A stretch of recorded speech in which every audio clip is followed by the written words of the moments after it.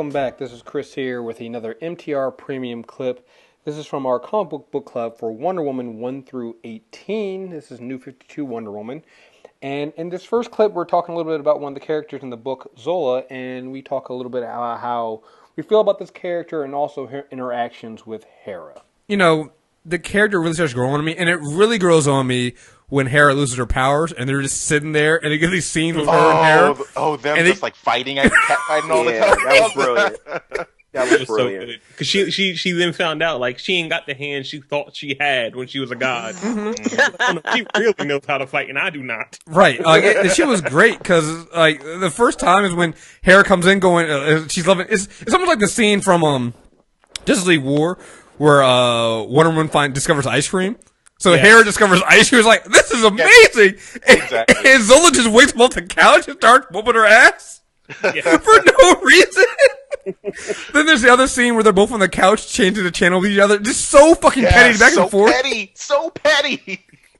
Like, I think that's when I figured out I love this book is when Hera lost her powers, and it's like you go from hating her guts and like wanting Wonder Woman to punch her in the face, and then you're immediately like, oh, but she's so helpless. Like, she's so helpless. Oh yeah, I actually wanted to see more of Zola and depowers just fucking Hera, because it was such a great back and forth. Like when they were at the bar, she was trying to order drinks, and she had no idea what to order. She's like, all we have is wine.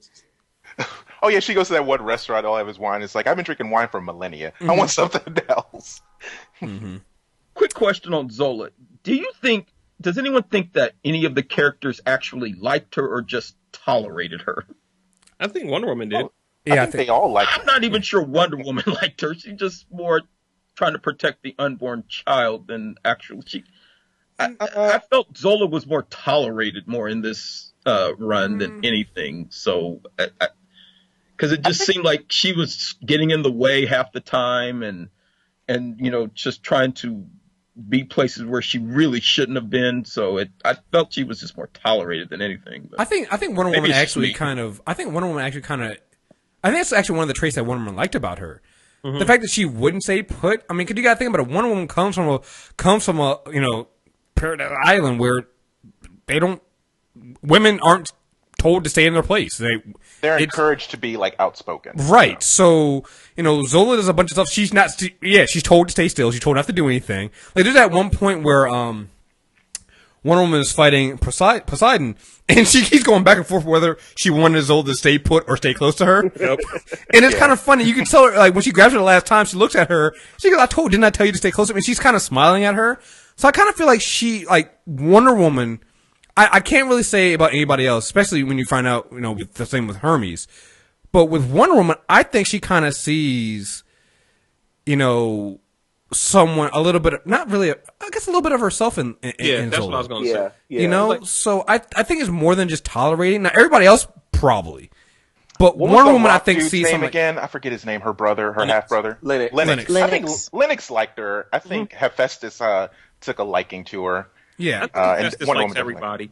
In this next clip, we talk about the nature versus nurture theme we see throughout these first 18 issues with Wonder Woman, as well as some other characters in the book as well. And then we kind of turn that into talking about the firstborn and how badass of a motherfucker he is. So go and check this clip out. Yeah, the whole book really seems to be about, like, nature versus nurture.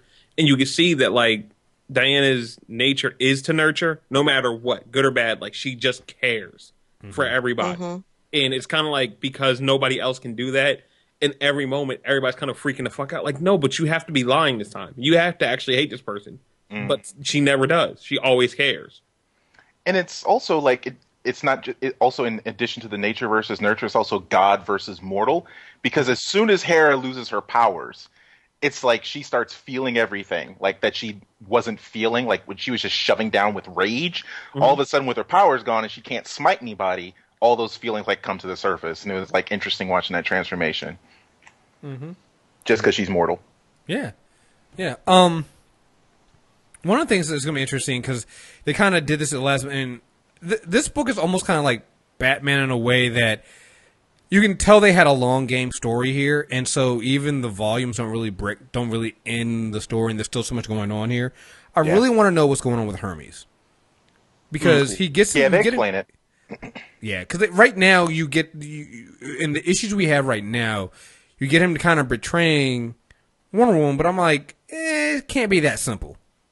There's got to be some other things going on, and you can tell because they had, Zeus's firstborn coming in. We didn't really get to that. So there's still a lot of unresolved stuff by the time you get to issue 18. I mean, granted, that last panel is pretty good when you have basically the baby there with, War, and, Wonder Woman comes out. She's feeling like she's kind of failed, but there's War sitting on the couch with the baby, Yep.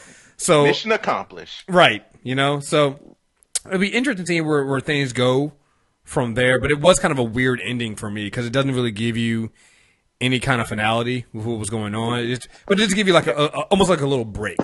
Because it's not an ending. Like, it picks up like 2 minutes after that moment. Like, I need to read more of it because like I was like, cool, the baby seems safe. What the fuck with the firstborn though? Like, Yeah, I was in the same place. Dog, he bit a nigga's head to learn language. So I'll tell you, like, if you you remember they had those months of those villain months back in the New 52 a while back. So they have one, and he's the villain in the book, and they go through his entire origin. So they tell you where he came from, why he's the way he is, what his motivations are, and that kind of sets up like the next part of the arc for where it goes. Oh, okay. Because I was like, who the hell is this? Yeah, it's 23.1, I think, or something like that.